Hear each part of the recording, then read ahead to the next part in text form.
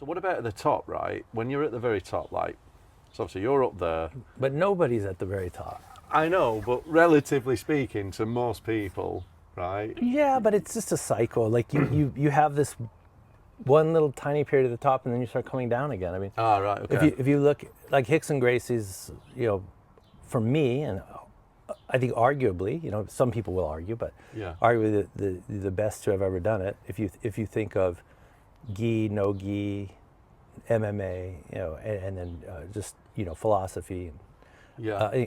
best to have ever done it.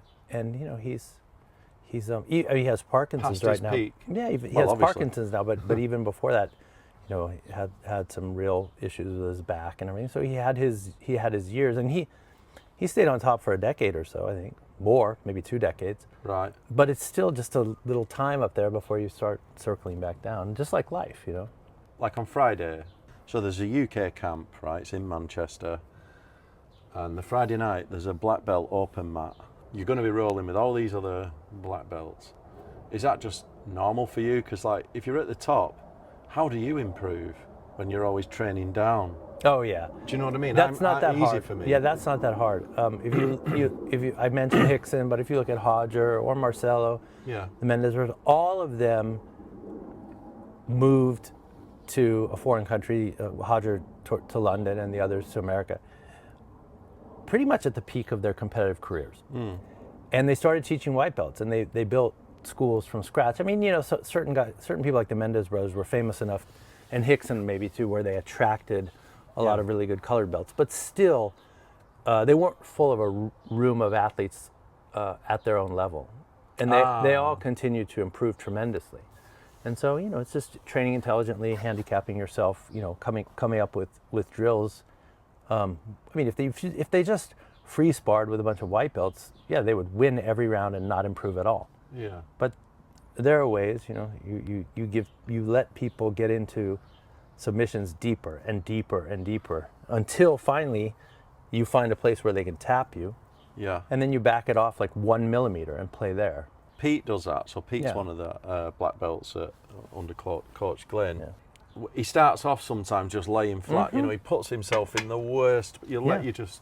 Which he'll is start which from is the most smart. compromising Which position. is smart. And that's he'll what go I from do. There, yeah. But it also doesn't take long. If you're a good coach, it also doesn't take more than a few years before you have people that can challenge you, and you don't need to start every role like that either. And I guess that, like, when you're senior in your jiu-jitsu career, you've got to travel too, haven't you, to improve? Is that a prerequisite, or is it just an expectation? No, it really depends on your own gym and who you're with. I mean, Yeah. like Henry Akins has phenomenal jiu-jitsu, and he just never trained with anyone but Hickson. I mean, Hickson was his teacher, and He lived in that gym, didn't he? Did he go down? more or less, yeah, He pretty more or much less. lived He was there all day. Yeah. But Yeah. but at least when he was learning, now he travels to teach. But as a student, I don't think he was like feeling that he needed to travel. I think he learned basically from Hickson at that school. So is it more of an organisational thing, like you're expected to travel because of? Oh no, let's say no, SBG or whatever? no. It's personal. Like if you have a really good gym and you're intelligent and you don't have the wherewithal to travel, or you don't like traveling, I don't think it's a prerequisite. It can help. Yeah. These days, and I used to bring a gi everywhere and train everywhere. Wherever. Yeah. Yeah. Okay. And I thought it was helping me, and maybe it did, but these days I will not bring a gi. And I say this matter of factly. I'm not trying to be arrogant, but only 2 things happen when I travel, and I'm talking about like non-SBG gyms. Oh, just like walking into a random gym. Yeah. I'm in a city without SBG, and I used to think I have to train. I'm going to go visit the local guys. Is there not a risk to that because you don't have a clue? That's what I mean. Only 2 things ever happen. Well, 3. If you're better than everybody, and it's a mellow gym, well, then it's not really any different than training at home. Right. If you're better than everyone and it's a really hardcore gym, you'll beat everyone, but you might get banged up and or injured because they're all going crazy trying to kill you. And the third thing is they ask you to teach. Oh. And you're on vacation and you want to learn, but then they ask you to teach, which is flattering but not very helpful. Yeah. You're like, oh, you're awesome, do a free seminar, Yeah.